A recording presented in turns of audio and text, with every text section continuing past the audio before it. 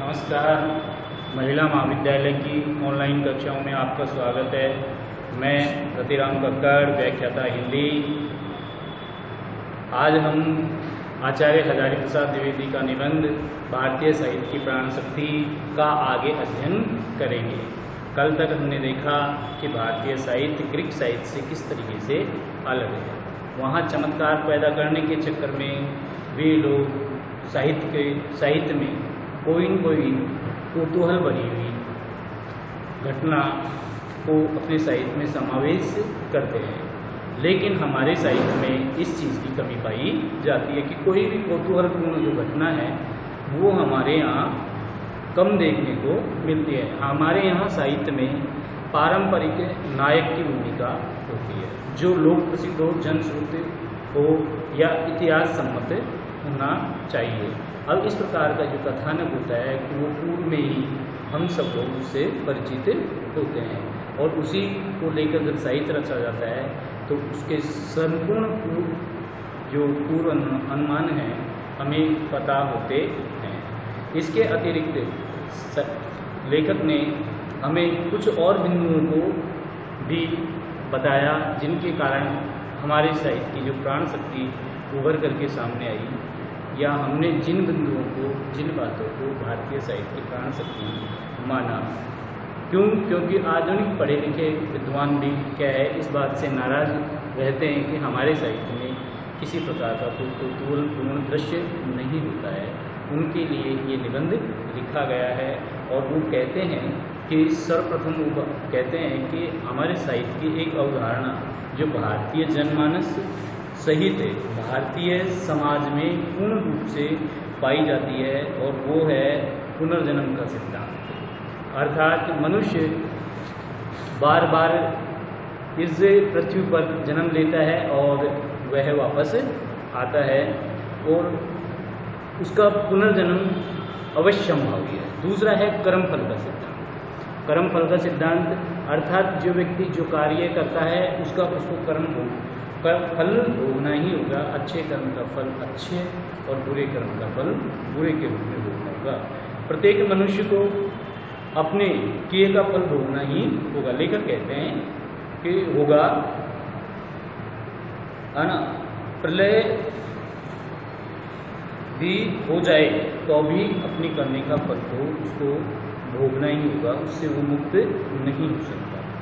महाभारत में कहा गया है कि पूर्व सृष्टि में प्रत्येक प्राणी ने जो कुछ कर्म किए वो कर्म फल पुनः सृजमान होता हुआ उसे परिवर्तित काल में भी मिलता रहेगा। अगर हमने कोई कर्म किया वो अगले जन्म में भी हमको भोगना पड़ेगा, और वो ऐसे वंश चलता ही रहेगा।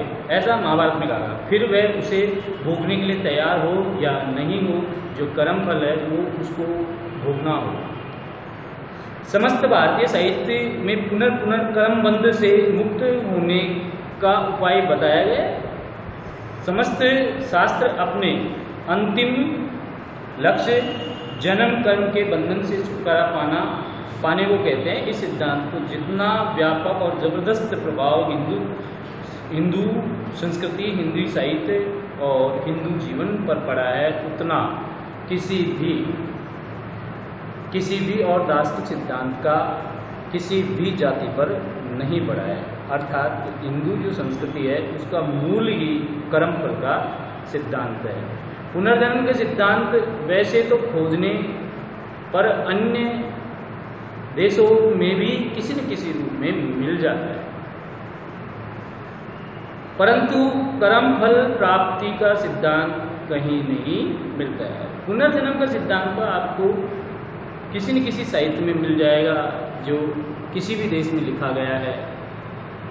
दूसरे देशों में लिखा गया साहित्य में भी पुनर्जन्म का सिद्धांत तो मिल जाएगा, लेकिन जो कर्मफल का सिद्धांत है वो भारतीय संस्कृति की ही देन है। वो आपको अन्य किसी देश के साहित्य में नहीं मिलेगा। यह बात इतनी सच है कि पिछले शताब्दी में पंडितों में यह धारणा साधारण विश्वास सा हो गया था कि जब जहाँ कहीं पुनर्जन्म का सिद्धांत है यह वही अगर विश्व में कहीं पर भी पुनर्जन्म का सिद्धांत की अवधारणा है तो आप इसको निश्चित माने कि वो भारतीय मनीषा की ही देन है।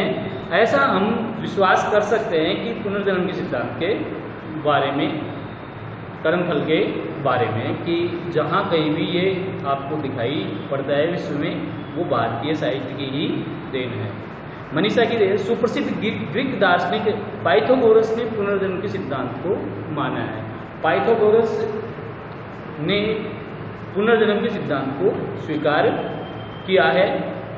वो मानते हैं कि मनुष्य बार बार जन्म लेता है।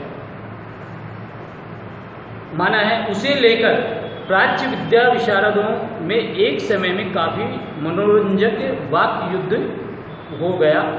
William Jones, Carl Brook, Garvey, Hopkins प्रभृति विदेशी विद्वानों ने स्वीकार किया, क्या स्वीकार किया, कि उक्त सिद्धांत को पाइथागोरस ने किसी भारतीय पंडित से ही सीखा है। कुछ विदेशी विद्वान पाइथागोरस के द्वारा ये स्वीकार करने पर कि पुनर्जन्म का सिद्धांत भारतीय विद्वानों की ही देन है, तो कुछ विदेशी विद्वानों ने ये स्वीकार किया कि पाइथागोरस ने भी पुनर्जन्म के सिद्धांत को किसी न किसी भारतीय विद्वान से ही सीखा था। कुछ यूरोपियन पंडित, एक दूसरा वर्ग भी था जो ये देखकर स्वीकार करना ही नहीं चाहता था, उसको ये बर्दाश्त ही नहीं था कि कोई भी किसी भी प्रकार का कोई सिद्धांत भारतीय जैसे मूर्ख लोगों से प्राप्त हुआ हो, किसको, पाइथागोरस को। तो इसके बारे में क्या है कि कुछ यूरोपीय विद्वान पंडितों का यह भारतीय गौरव पसंद नहीं आया, कि अर्थात कि उनको ये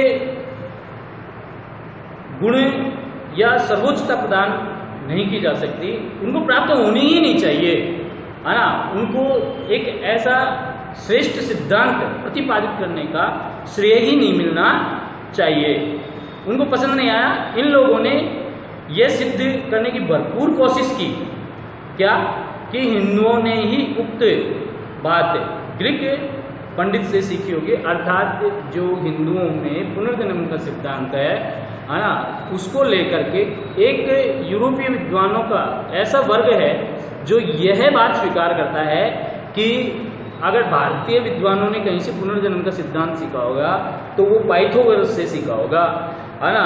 प्रोफेसर वर्सेंट ऐसे ही विद्वानों में प्रमुख है। सुप्रसिद्ध प्राच्य विद्या विशारद डॉक्टर B.A. कीथ ने इस विषय पर एक बहुत ही अध्ययनपूर्ण प्रबंध लिखा था, जिसमें वे